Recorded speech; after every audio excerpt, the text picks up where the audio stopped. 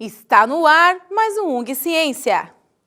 No programa de hoje, você vai saber sobre a papiloscopia, que é uma investigação minuciosa e muito delicada, e como ela pode ajudar em nossa vida.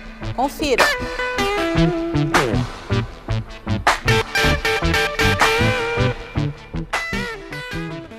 Há tempos, as investigações criminais ficaram mais eficazes com a evolução da ciência e da tecnologia. Quem é fã de seriados policiais como CSI sabem bem disso.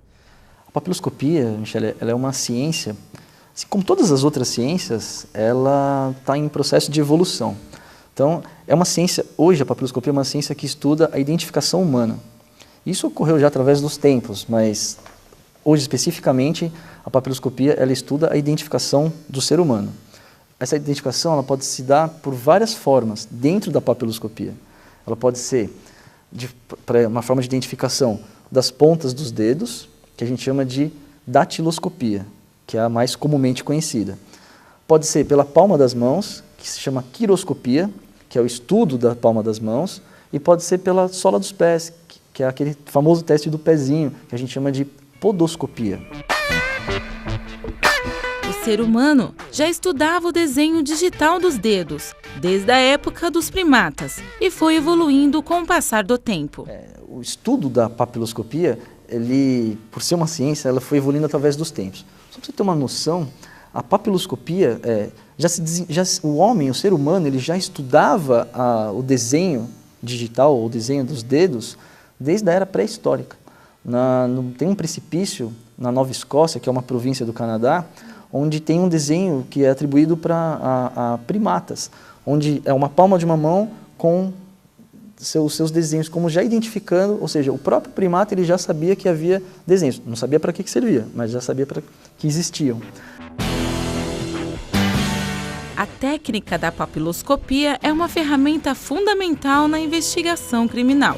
Por meio de laudos papiloscópicos, vários crimes de repercussão nacional foram solucionados.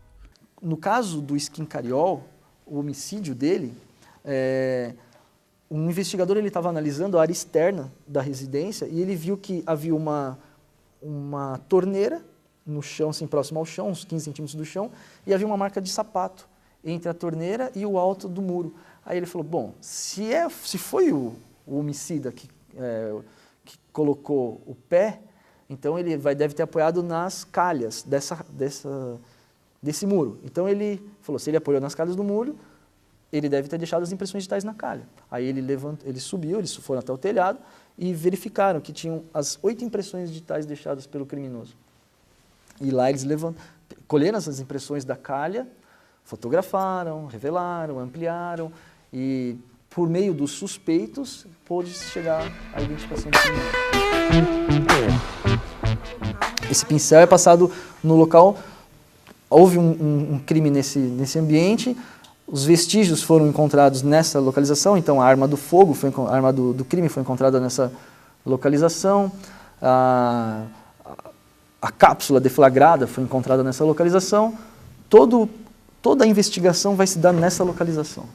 Na papiloscopia, o material usado para detectar a impressão digital é muito delicado e fundamental para colher todos os vestígios deixados pelos criminosos e identificá-los no sistema alfa em um banco de dados criminal.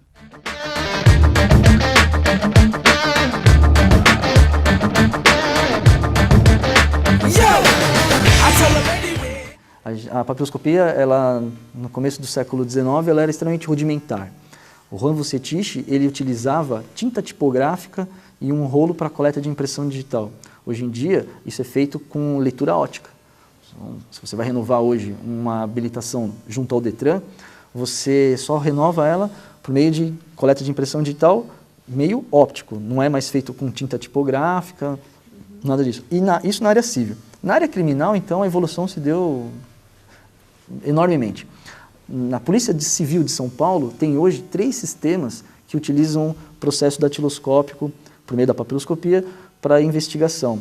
Cria-se um banco de dados. Então a gente tem um sistema alfa, que é um sistema onde todos os prontuários civis e criminais do estado de São Paulo Pra você ter uma noção, hoje são 55 milhões de prontuários civis digitalizados num sistema alfa e 5 milhões e meio de prontuários criminais também digitalizados. Isso é uma ferramenta utilizada em todo o estado de São Paulo. Quando há um cometimento de um crime, a pessoa é presa, se é o caso de fazer a legitimação, é feita essa legitimação das impressões digitais, numa individual datiloscópica, e essa individual ela é analisada direto no sistema. No próximo bloco, você vai conhecer as técnicas usadas na papiloscopia e diversos materiais usados para detectar vestígios deixados pelos criminosos. Não saia daí, o Ung Ciência volta já!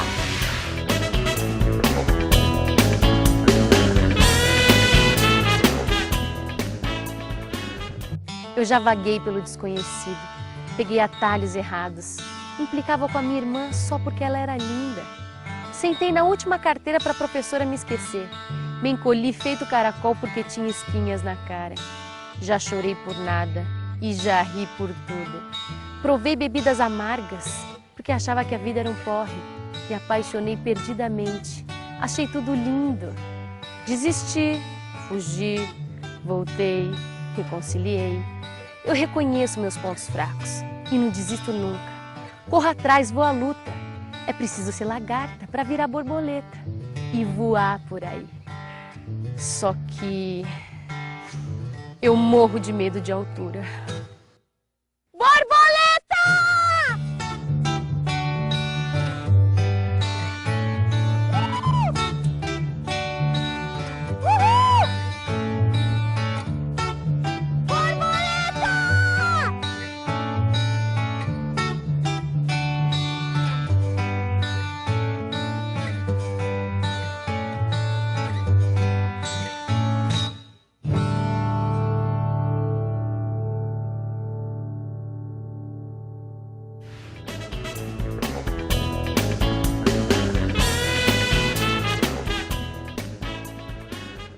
Estamos de volta com Ung Ciência, hoje falando sobre a papiloscopia.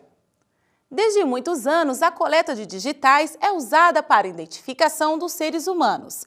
Na época dos primatas, eles já coletavam as digitais, e isso é fundamental para a descoberta de um vestígio de um criminoso.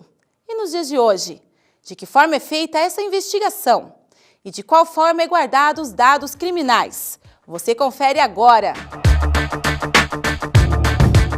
Há técnicas hoje em dia que são utilizadas no local de crime que não se utilizavam no passado.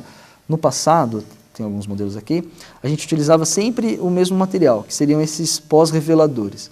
Esses pós-reveladores, eles são à base de carbono. Então a gente tem pó preto, pó dourado, pó prateado, tem pó branco, tem diversos tipos de pós. Tem pó magnético para fazer em papel. Isso aqui é utilizado, basicamente assim, em estrutura clara, usa-se pó escuro. Estrutura escura, pó claro. O Ung Ciência de hoje fica por aqui. Para dúvidas ou sugestões, ligue no 2464-1796 ou mande um e-mail para nós, tv@ung.br. Até o próximo Ung Ciência!